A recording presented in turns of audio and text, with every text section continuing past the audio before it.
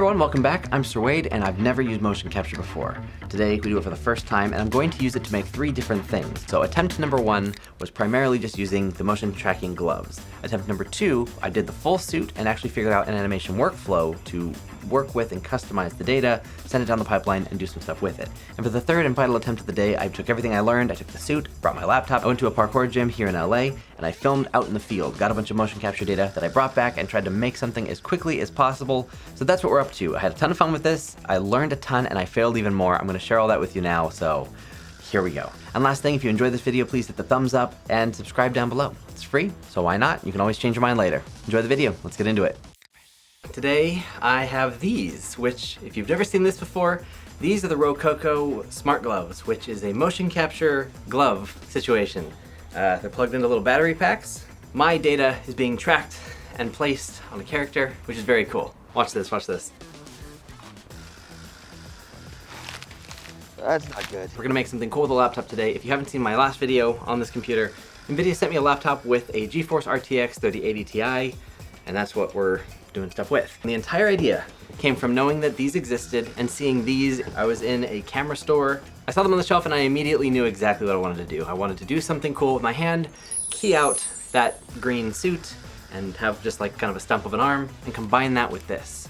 I figured if I had my hands being tracked, I'd be able to have a 3D replacement for the hand that I'm keying out, which actually turns out to work pretty well. So the first thing I did was just try the gloves. I didn't bother with the full suit. I thought maybe just the glove would be enough. So that way I'd be able to key out everything I did in the actual camera view and simultaneously record all the motion in the computer, in the laptop. The good thing is I got all kinds of cool finger animation really quickly. Huge. While I didn't really need the full suit to get all the hand stuff, I was actually moving around and stuff, and it wasn't capturing like my shoulder and my body position. It was just doing kind of an IK hand situation.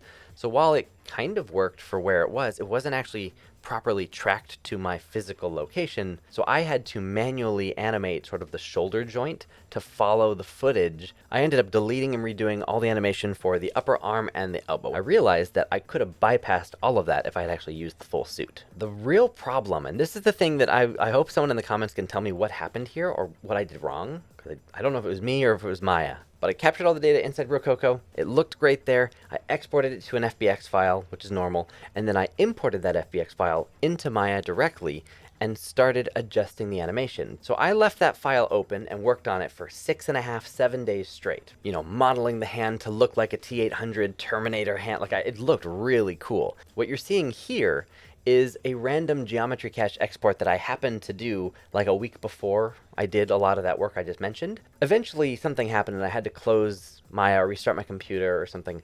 When I reopened the project, it was empty.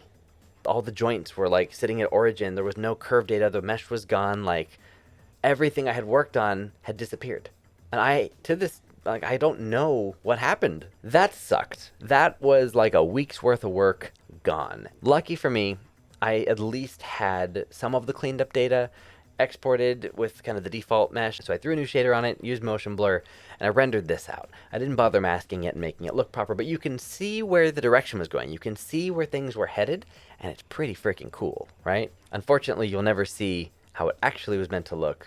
I'll maybe do that in a future thing when I am emotionally ready to tackle that again. But no use crying over it. Let's go to attempt number 2. So I decided to use the full suit this time. So I came up with 2 different scenarios. I figured I'll do something with dialogue in case I want to do a little acting thing, and I'll do something more body mechanics in case I want to go that route. My intention was to replace one of my selves with motion capture. So I did both characters in regular clothes and I did both characters then again in motion capture. That way I'd have all the footage, all the data.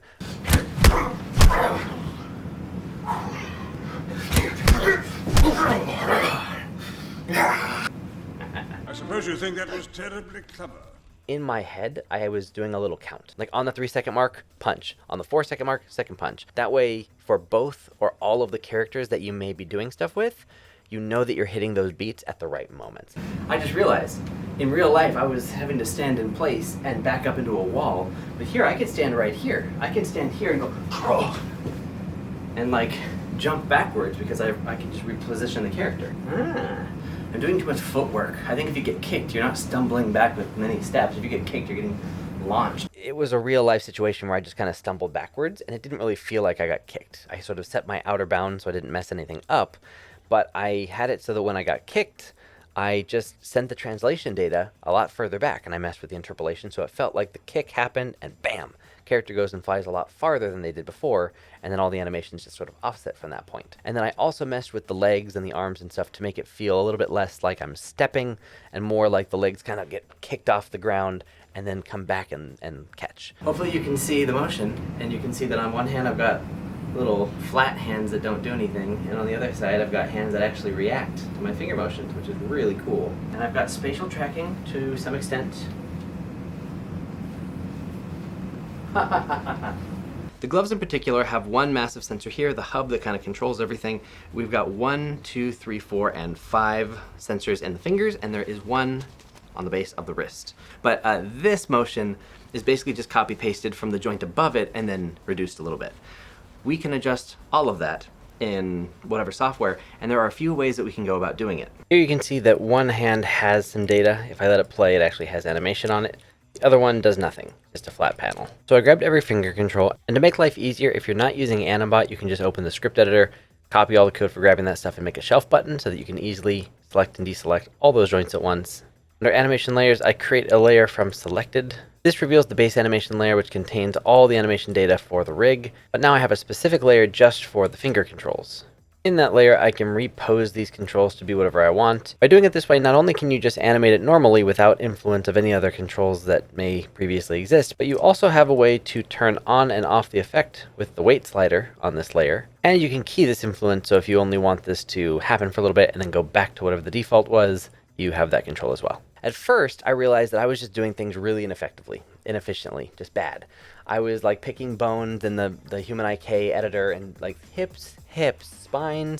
I was just doing it the slow way. I realized later you can just sort of click on a skeleton and load the preset stuff and apply it. Like it's much faster. If the data, let's just go full 3D for both characters. These little base mannequins are working just fine. And I'll just do a fully CG environment. I won't even worry about this whole live action integration thing. We'll save that for a future video because I will conquer that. I tried to export that data to an FBX, which is how it came in. I got this monstrosity. I don't know what went down there. So instead, I just brute forced it. I normally do an Alembic cache, which is much heavier and much slower, but I decided to try USD because I do some stuff with USD lately and I'm trying to get more into it. Now I could have rendered all this in Arnold, but I'm actually really enjoying the shader workflow in Blender. So I exported the data using USD into Blender and then started working on the environment. I used some assets to kind of populate the set, and then for shaders, I just started exploring. If you're trying to work quickly, Eevee is usually all you can do because it's pretty real time. Cycles takes a little bit longer, unless you're using a good graphics card. So let's briefly talk about what matters in the computer for a project like this. Obviously, having a fast processor helps us to animate in Maya, and having a lot of RAM helps us to just have lots of data in the scene in 3D. But the real star of the show today is going to be the GPU. Having a fast graphics card, in this case, The GeForce RTX 3080 Ti, is going to allow us to preview everything that we're doing in real time. A lot of times in animation, we don't really worry about lighting and rendering because that's not really our jobs. That's going to happen after our stuff is done. Depending on the studio environment that you work in, you're going to be taking your data and pushing it down the pipeline for someone else to worry about. But when you're making stuff for yourself, it ends up just being your responsibility because you make everything. So instead of waiting until the last second to kind of do that after the fact, I wanted to see if I could actually include that thought process up front. I could actually hit play and just watch the animation with cycles kind of rendering it, so I got a sense of what it was going to look like from the beginning. Not just the one frame, but the entire thing. I also did camera animation, and I used the Blender modifiers of the graph editor to create little like noise spikes that I blended in and out. So every time there was a good impact, like the kick, I had a little camera shake that I didn't have to animate manually. I just used the noise to create what I was looking for.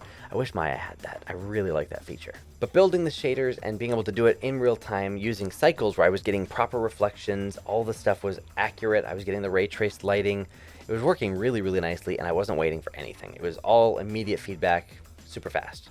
Loved it. So I got to try out some different stuff with lighting because of that. I got to try some more kind of pink hue. I tried sort of a blue cloud thing. I decided to go for more of like a sunset look just because I liked the way it caught the buildings. all decisions that I would not have been able to make had I not been able to preview my animation with the lighting in real time. So that was really nice. I also got to check shadows. So at one point, I don't know if I have the footage for this, but at one point the character moved their hand in front of their face and it caused a pretty significant shadow on the face.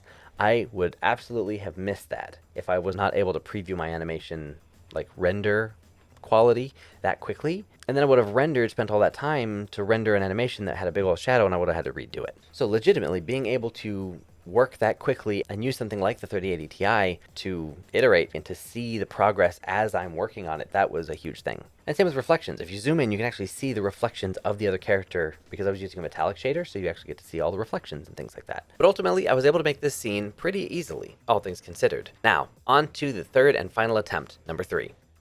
So I wanted to bring everything that I had learned so far all together and just make something as quickly as possible, really just within a couple of hours. So I brought my laptop, the mocap suit, all that stuff over to the Tempest Freerunning Academy, the parkour gym that I've been going for about 11 years.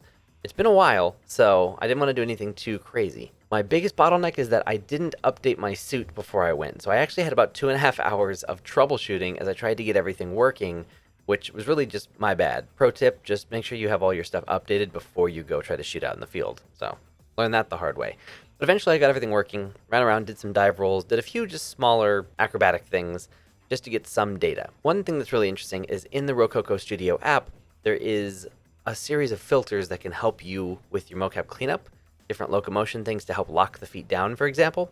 Those normally work great, but when you're doing flips and rolls, it's trying to have your feet locked to the ground as if you're walking, which breaks a lot of these types of actions. So I turned a lot of that stuff off and ended up with something a lot more useful. Now, something was going on with the foot. I'm really not sure why, but my feet were just inverted. Every time I put my toes down, the feet would tilt up and vice versa. But anyways, I took a section that I liked, I exported it, and instead of trying to clean it up, I decided let's just throw it straight into the computer. I also set it to the treadmill mode so that the character doesn't actually move through space. I was going to do that manually. So I just sort of looked for the footfalls and manually placed the character, keyframing them to move through an empty scene. It was interesting because I could tell exactly where the blocks were supposed to be, and so I just built the environment around the motion. I didn't line things up exactly, and so I ended up having to kind of move things at different times to try and make it feel like the character was actually hitting the right spots, but that gave me a great idea. I decided to do sort of a moving obstacle course, something that I've never really seen before in a parkour shot. I just started having everything move around and fly around the scene, so I just went with opposing colors and started playing around. I knew I wanted to have some kind of a reflection, and so I decided to sort of warble that reflection so it's not so perfect. I also wanted to glow, and I figured out how to make it have these kind of digital vertical stripes of glow. And that's pretty much what I went into. I went for this sort of Tron sort of look. But in total, this whole process probably took somewhere between 2 and 4 hours if you include all the motion capture stuff at the parkour gym and all of the actual 3D work that I did here. Super fast to come up with something and have a bunch of different ideas to try. And for only my third time doing anything, I'm pretty happy with the amount of time. I feel like it's just going to keep getting faster as I get better and more efficient at this process. But as a first time working with motion capture in general, I got to try a bunch of different ideas in the span of like 2 or 3 weeks. And what was really cool is that usually as an animator, it takes a long time to animate that stuff. I was able to do a bunch of different things. The amount of hats I got to wear and little pieces of the project I got to test. Animation was not any kind of a bottleneck for me. Animation was just a short sort of, it was a cleanup and a pushing it. And, there was a fun artistic component to the animation to take the raw data and adjust it and make it more interesting and make the poses stronger. And I could have gone a lot farther than I did.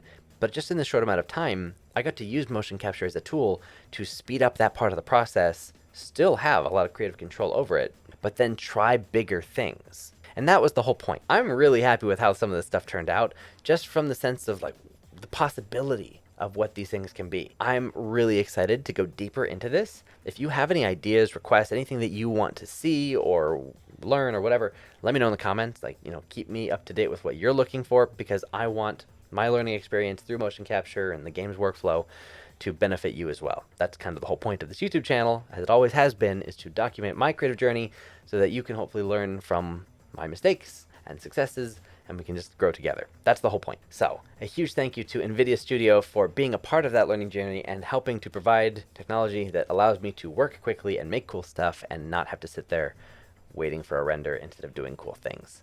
Thanks, NVIDIA Studio. So if you enjoyed that and you want to see that kind of stuff, hit like. It actually helps these videos a lot. And if you don't want to miss the new stuff, be sure to hit the subscribe button down below and ring the little notification bell so you don't miss out on when new things come up. And I'll link to all the other stuff down below. Patreon if you want to join the behind the scenes or my animation mentoring stuff. Hope you enjoyed this video. I had a lot of fun. I can't wait to do something cool in the future. And thanks for watching. I'll see you in the next one.